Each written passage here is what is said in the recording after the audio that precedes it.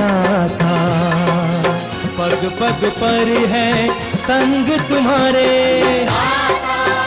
अन्नदाता।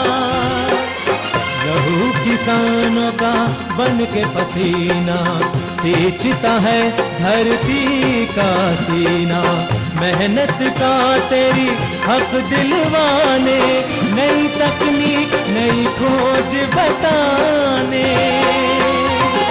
पशुधन को गुणवान बनाना, पौध सुरक्षा को सिखलाना, खेती के सब गुर समझाने, भारत का सरताज बनाने। आठों पहर है संग तुम्हारे अन्नदाता, अन्नदाता। नमस्कार, मैं हूं कात्यायनी चतुर्वेदी और आप सभी दर्शकों का अन्नदाता कार्यक्रम में बहुत स्वागत करती हूं। हर रोज की तरह कार्यक्रम में लेकर आई हूं खेती बाड़ी से जुड़ी हुई बहुत सारी लाभकारी जानकारियां। तो चलिए सबसे पहले देखते हैं क्या है विशेष आज के कार्यक्रम में। लहसुन फसल की उचित बढ़वार के लिए जरूरी प्रबंधन कार्य। अच्छे उत्पादन के लिए बटन मशरूम कक्ष में किए जाने वाले आवश्यक प्रबंधन।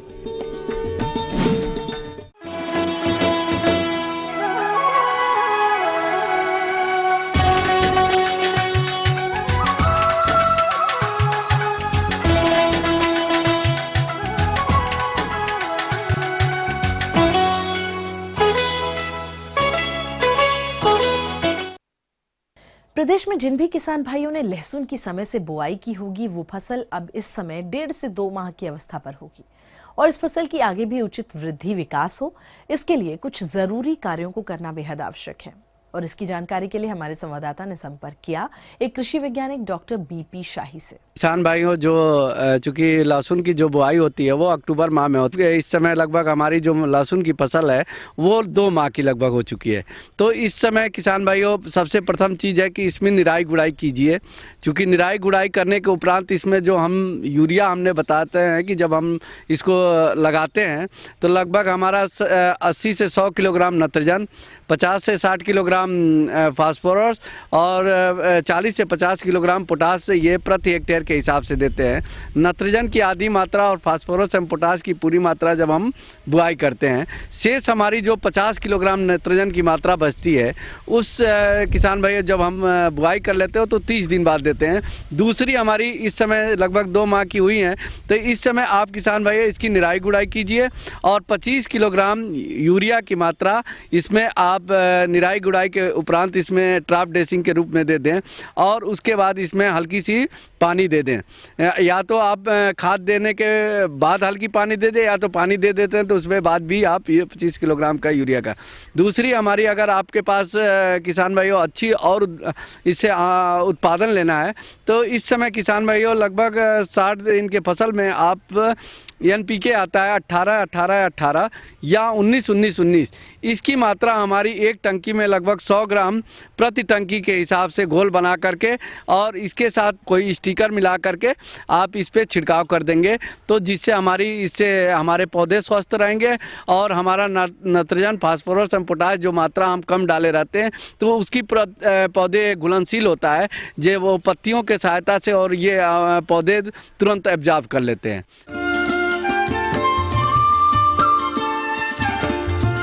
किसी भी फसल की उचित बढ़वार में बड़ी बाधा बनते हैं खरपतवार। यदि खरपतवारों की सफाई और निराई गुड़ाई पर उचित ध्यान नहीं देंगे तो जो आप उर्वरक देंगे उसे ये खरपतवार ही ग्रहण करेंगे और मुख्य फसल की बढ़वार बाधित होगी। कि जो 2 महीने की फसल हो चुकी है तो इस समय हम कोई भी खरपतवार नाशी दवा का प्रयोग न करें। खुरपी की सहायता से आप देखते हैं कि चौड़ी पत्ती वाली भी खरपतवार आती है, दूब भी आता है और भी घासें होती हैं, तो उसकी खुरपी की सहायता से आप निराई गुड़ाई अवश्य करें। ना कि कोई दवा खरपतवार नाशी का स्प्रे करते हैं तो उसमें ज़्यादा नुकसान होने की संभावना होती है। तो किसान भाइयों, इस समय आप खुरपी के सहायता से निराई कर दें। निराई करने के उपरांत उसमें हमने अभी आपको खाद की मात्रा जो बताया 25 किलोग्राम, वो मात्रा आप डाल करके हल्की सी सिंचाई कर दें। इससे फ़ायदे ये होंगे कि आपकी बीमारियां भी कम होंगी। जो हमारा खाद उर्वरक देंगे वो लहसुन के पौधे ही लेंगे, न कि खरपतवार लेकर के उसका प्रभावित करेंगे। दूसरी जो बीमारी आती है वो भी नहीं आएगी। नहीं तो बीमारी आ जाती है तो दवा का स्प्रे करते हैं तो वो हमारा ज़्यादा फायदा भी नहीं होता है। सिंचाई की यदि बात की जाए तो लहसुन की फसल में सिंचाई के समय सावधानी रखनी चाहिए, क्योंकि खेत में अधिक पानी भर जाने से फसल की बढ़वार और कंदों के विकास में बाधा आती है। सबसे महत्वपूर्ण चीज़ होती है कि आप ये देखिए कि अब 2 महीने की फसल हो गई है, खेत को सूखा ना रखें, उसमें हल्की नमी बनाए रखें। ये नहीं कि पानी का जल भराव बहुत ज़्यादा कर दें। जल भराव भी ज़्यादा कर देंगे तो किसान भाई उसमें गलन की समस्या आ जाती है। इस समय हल्की नमी बनाएं, हल्की सिंचाई करते रहें और 7 से 8 दिन के बाद हर समय सिंचाई करें। जब हमारा अप्रैल के महीने आप देखें कि जब हमारी लगभग हमारी गर्दन 50% टूटने की अवस्था हो जाए, उस समय किसान भाइयों 10 से 15 जब खुदाई करना हो उसके 15 से 20 दिन पहले सिंचाई को अवश्य रोक दें। अगर लगातार सिंचाई करते रह जाएंगे अंतिम समय तक, उसमें बाद में जब हम भंडारण करते हैं तो उसमें गलन की एक समस्या आ जाती है। आमतौर पर लहसुन की फसल में कीट बीमारियां कम ही लगती हैं, लेकिन कहीं-कहीं कीट बीमारियों के प्रकोप से उपज और उत्पाद की गुणवत्ता में गिरावट देखी गई है। आप देखते होंगे कि आप खेत में जा रहे हैं तो उस समय पत्तियां हल्की सी पीली होना शुरू हो जाती हैं ऊपर से। तो किसान भाइयों, ये बीमारी थोड़ी सी आती है, इसको भी हम बैंगनी धब्बा की बीमारी बोलते हैं या ऊपर से सूखना होता है। तो इस समय किसान भाइयों जाएं तो इस समय एक छिड़काव 2.5 ग्राम मैनकोजेब में प्रति लीटर पानी में घोल बना करके लगभग 45 ग्राम एक टंकी में घोल बना करके इसमें छिड़काव कर दें। जो छिड़काव करें किसान भाइयों, उसके साथ कोई चीज़ स्टिकर ज़रूर मिला दीजिए, चाहे गुड़ हो आपके पास, चाहे शैम्पू का हो, चाहे स्टिकर कोई भी हो, उसके साथ ज़रूर घोल में मिला दें और उसका छिड़काव कर दें। और कभी कभी आप देखते हैं कि हल्के सफ़ेद माहू कीट भी आते हैं, तो उसके लिए भी आप मोनोक्रोटोफास 1 से 1.5 ml प्रति लीटर पानी में घोल बना करके इसमें छिड़काव कर दें। जी हाँ, तो ये थी कुछ उपयोगी जानकारियां। यहाँ पर एक बहुत छोटे से ब्रेक के लिए रुकेंगे, बहुत जल्द लौटेंगे। कार्यक्रम में आगे कुछ और महत्वपूर्ण जानकारियां हैं, इसलिए बने रहिए हमारे साथ। अच्छे उत्पादन के लिए बटन मशरूम कक्ष में किए जाने वाले आवश्यक प्रबंधन।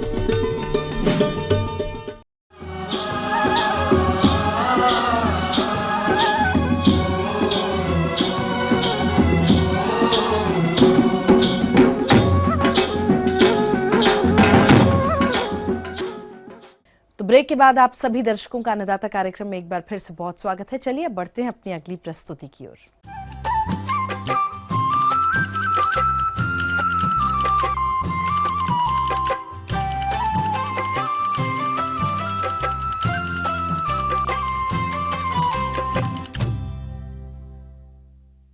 बटन मशरूम का सफल उत्पादन पूर्ण रूप से वैज्ञानिक तकनीकियों पर टिका हुआ है और हमारे जो भी किसान इन तकनीकियों को ध्यान में रखते हुए मशरूम का उत्पादन कर रहे हैं वो सफल भी हो रहे हैं। और इन्हीं किसानों में से एक हैं जिला सहारनपुर उत्तर प्रदेश के प्रगतिशील किसान हरपाल सिंह, जो 8 वर्षों से ये कार्य कर रहे हैं। तो आइए जानते हैं इनके अनुभवों को। ये वाइट बटन मशरूम की खेती करता हूँ मैं पिछले 7-8 साल से, और इस बार मैंने कुछ शेड को नया रूप दिया है, नया रंग। उसमें से जो छप्पर वाली, अब से पहले ये छप्पर के शेड बनाया करते थे हम, इस बार छप्पर की बजाय ये पॉलीथीन सीट इसमें लगाई हैं 2, और इनके बीच में पॉलीयूरीथीन की एक सीट दी है। इनकी जो कुल कैपेसिटी है, क्षमता, वो लगभग 20 टन है। 20 टन कंपोस्ट एक बार में हम इसमें रख सकते हैं। तो खाद रखने के बाद पॉलीथीन की सीट से पूरा ढक दिया जाता है पूरा, ताकि इसमें से कहीं से भी मॉइस्चर ना उड़े। और 15 दिन तक हम ये कोशिश करते हैं कि पूरा बाहर से भी और वो जो इसके ऊपर लगाई हुई पॉलीथीन है वो पूरे तरीके से ढकी रहे, ताकि टेम्परेचर, मॉइस्चर और कार्बन डाइऑक्साइड इसमें रहे। शुरू के 15 दिन इसको ऐसा रखते हैं और उस टाइम टेम्परेचर की जो रिक्वायरमेंट है अपनी इस वाइट बटन मशरूम को स्पान फॉर्मेशन के टाइम, वो 26 डिग्री सेल्सियस है। हालांकि हमने अभी इसमें एसी वगैरह नहीं लगाए, नेचुरल है पूरे तरीके से। 15 दिन की उस स्थिति के बाद हम उसको खोल के ये देखते हैं कि उसमें स्पान फॉर्मेशन पूरी होगी है या नहीं। यदि पूरा जाड़ा फैल गया हो तो 15 दिन बाद उसके ऊपर केसिंग की जाती है।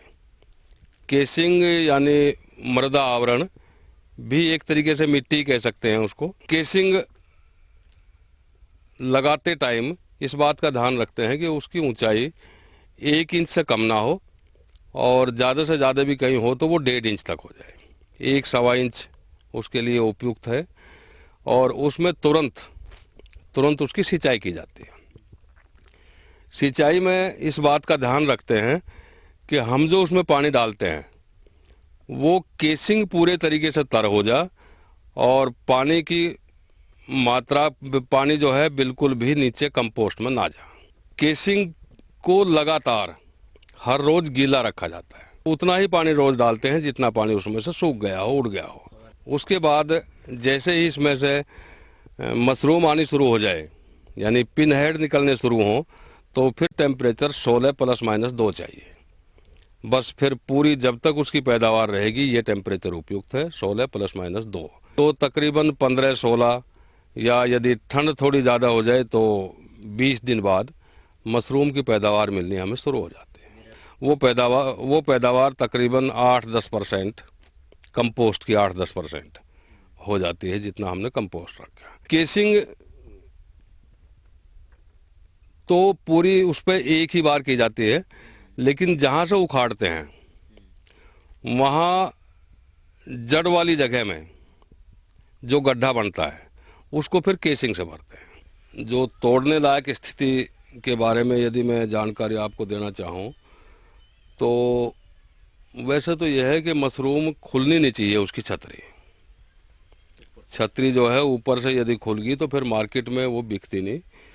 लेकिन जो सबसे अच्छे पैसे मिलते हैं वो लगभग 1 इंच व्यास यानी 25 mm के करीब जब उसका व्यास हो जाए गोलाई, तो उसको वो तोड़ने के लिए सबसे उपयुक्त है। बाज़ार में उसी के पैसे सबसे ज़्यादा मिलते हैं। जड़ का जो हिस्सा केसिंग के अंदर था उसका रंग काला होता है, ब्लैक कलर, उसको चाकू से हटा देते हैं और उसको हटा के जो हमारे पास मशरूम बचती है वो बाज़ार में भेजने वाली मशरूम है, जिसको कई बार बाज़ार की मांग के अनुसार सूखा या फिर धो के वो बाज़ार में भेजते हैं। जहाँ कहीं सूखे की मांग हो उसके लिए वो एक तरीके से तैयार होगा बेचने के लिए। वो भी फिर जो कि तो कई बार तो कुछ हमसे जो इसके डीलर हैं, सेल्समैन हैं, वो खुली मांगते हैं, उनको 10 किलो 15 किलो की पैकिंग में भेज देते हैं। बाज़ार में मंडी की मांग के अनुसार 100 ग्राम या 200 ग्राम की थैली उनमें भेजते हैं। तो वो जैसी भी जहाँ मांग होगी उस हिसाब से हम ये भेज देते हैं। रेट पिछले साल की जो हमारी एवरेज थी वो लगभग 80 रुपये थी। इस साल अभी तक 50 रुपये के आसपास जा रही है। आगे कुछ और भी रोचक जानकारियां हैं, लेकिन यहाँ पर एक बहुत छोटे से ब्रेक के लिए रुकेंगे, जल्द होंगे हाजिर। जाड़े के मौसम में नवजात बछड़े बछड़ियों की देखभाल।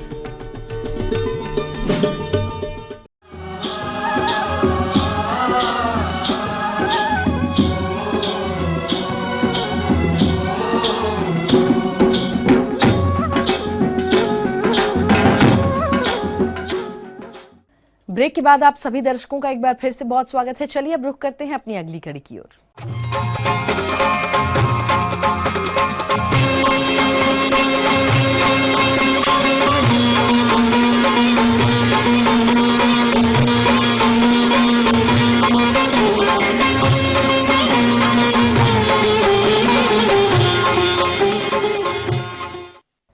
प्रदेश में इन दिनों जोरों की ठंड पड़ रही है। ऐसे में प्रदेश के जो भी कृषक पशुपालन व्यवसाय से जुड़े हुए हैं, उन्हें दुधारू पशुओं के साथ साथ इनके नवजात बछड़े और बछड़ियों की देखरेख पर भी विशेष ध्यान देना चाहिए, ताकि आगे चलकर नवजात बछड़े और बछड़ियों से अच्छा लाभ लिया जा सके।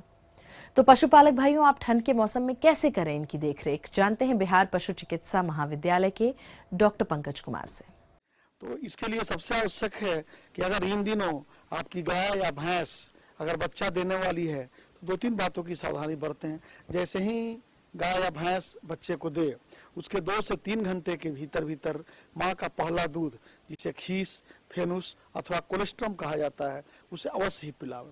अर्थात कोलेस्ट्रम पहले 3 घंटे के भीतर अगर पिलाते हैं तो उसके बच्चे के शरीर के रोग प्रतिरोधी क्षमता को काफ़ी विकसित कर देता है, सुदृढ़ कर देता है। पहला बार जब आप दूध पिलावें फेनुस या खीस तो कम पिलाएं, 2 से 250 ग्राम पिलावें, और पहला दिन 3 से 4 बार दूध पिलावे। अर्थात 3-3 घंटे के अंतराल पर अगर 3-4 बार उसे आप दूध पिलाते हैं तो ज़्यादा उसको बेहतर फायदा होगा। एक ही बार अगर पूरा दूध पिला देंगे तो फिर दस्त की समस्या हो सकती है। अगर बच्चे थोड़े बड़े हैं, अर्थात 10 दिन या फिर 1 महीने के अंदर के शिशु हैं, तो उनका भी विशेष ख्याल रखना आवश्यक है। जहाँ भी आप बच्चे को रखते हैं, नवजात शिशु को, पशु के बच्चे को, तो वहाँ पर जूट के बोरे की ओढ़नी की व्यवस्था करें, रात में आग के अलाव की व्यवस्था करें ताकि उन्हें ठंड न लगने पाए। ये सुनिश्चित करें कि सर्द हवाएं सीधा जो छोटे बच्चे के लिए गौशाला का घर बनाया है उसमें प्रवेश न करने पाए, और उन्हें नीचे भी फर्श पर भी पुआल बिछा करके रखा करें। उस पुआल को प्रतिदिन बाहर धूप में अवश्य ही सुखाया करें ताकि वो फिर नमी रहित हो जाए और उस पुआल को पुनः आप अंदर कर सकते हैं। जो छोटे बच्चे हैं उन्हें स्वच्छ ताजे पानी की व्यवस्था सुनिश्चित करें, कभी भी ठंडा पानी न पीने दें। सुबह में अगर बच्चे को बाहर निकालना हो तो सूर्योदय होने के पश्चात ही बाहर निकालें, क्योंकि बाहर की हवा और गौशाले के अंदर का दोनों का हवा और तापमान में अंतर होता है। ऐसी स्थिति में उन्हें ठंड लगने अथवा एक्सपोजर की समस्या से वो ग्रसित हो सकते हैं। इसके अलावे अगर वो खाने लगे हों दाना पानी में तो उन्हें खली की मात्रा थोड़ा बढ़ा दिया करें, जो कि काफ़ी उनके शरीर में ऊर्जा को बनाए रखेगा और फायदा होगा। इन दिनों कभी गरिष्ठ खाना न दें। ठंड लगने के पर उनको आम जो समस्या होती है वो पेट फूलने की समस्या होती है, या दस्त की समस्या होती है, या फिर उनके नाक से पानी बहने की समस्या होती है। अगर पशु को, बच्चे को अगर पेट फूल गया हो तो उसे ब्लोटासिल अथवा ब्लोटिनेक्स 25 से 30 मिलीग्राम दिन में 3 बार अगर आप पिलाएंगे तो उससे पेट फूलने की या अफरा की समस्या दूर हो जाएगी। दस्त अगर हो रहा हो, पतला दस्त, तो दूध की मात्रा उनको पीने के लिए कम कर दें। उनके शरीर पर कड़ू तेल को लहसुन को कड़ू तेल में पका करके उनके रीढ़ की हड्डी पर और दोनों सींग के बीच में इसे मालिश करें और थोड़ा उस पर डाल भी दें। इसके अलावा कॉर्टिमल बोलस या अन्य भी दवाएं आती हैं जो आप लेकर के उसे दें तो बेहतर रहेगा और फायदा होगा। तीसरा आम समस्या नाक से पानी निकलने का या निमोनिया का होता है। इन दिनों अगर पशु का बच्चा सुस्त है, खांस रहा है, नाक से पानी आ रहा है, तो तत्काल उसे बुखार, शारीरिक तापमान देख लें। अगर शारीरिक तापमान 103 डिग्री फ़ारेनहाइट से अधिक है तो निश्चित तौर पर उसे दर्द निवारक, बुखार निवारक दवा देना नितांत आवश्यक है। दिन में 4 से 5 घंटे अगर धूप में रखेंगे तो धूप के द्वारा उनका शरीर कीटाणु रहित भी होता है और सूरज की रोशनी से विटामिन डी सीधे पशु के बच्चों के शरीर में जाती है, जो उनकी रोग प्रतिरोधी क्षमता को बढ़ाती है, हड्डियों को मजबूत करती है और बीमार करने से ही बचाती है। इन छोटे छोटे पशु प्रबंधन के तकनीक को अपना करके निश्चित तौर पर इन जाड़े के दिनों में बच्चों में, पशु के बच्चों में होने वाले कई तरह के परेशानियों से आप उन्हें बचा सकते हैं।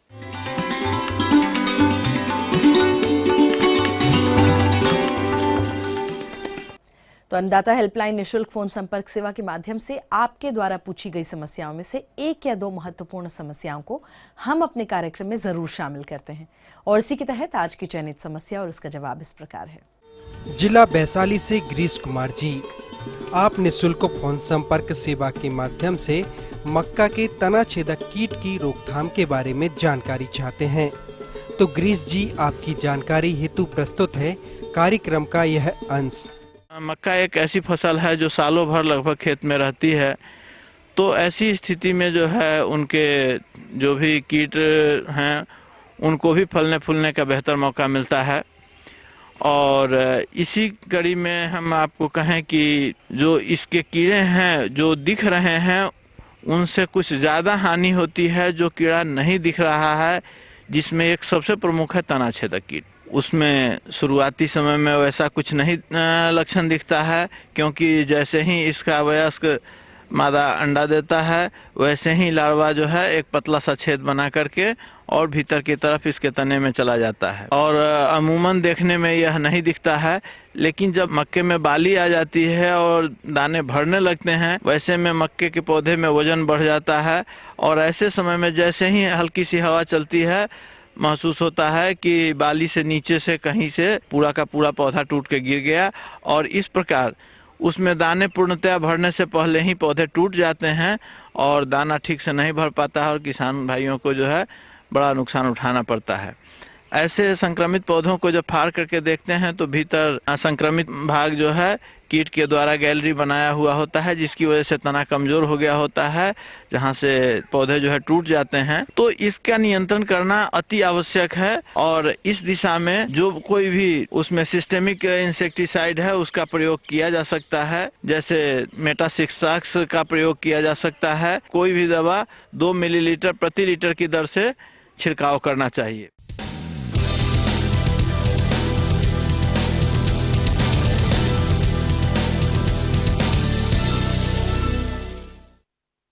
तो राज्य की विभिन्न मंडियों में कृषि उत्पादों के चढ़ते और उतरते बाजार भाव की संक्षिप्त जानकारी इस प्रकार है।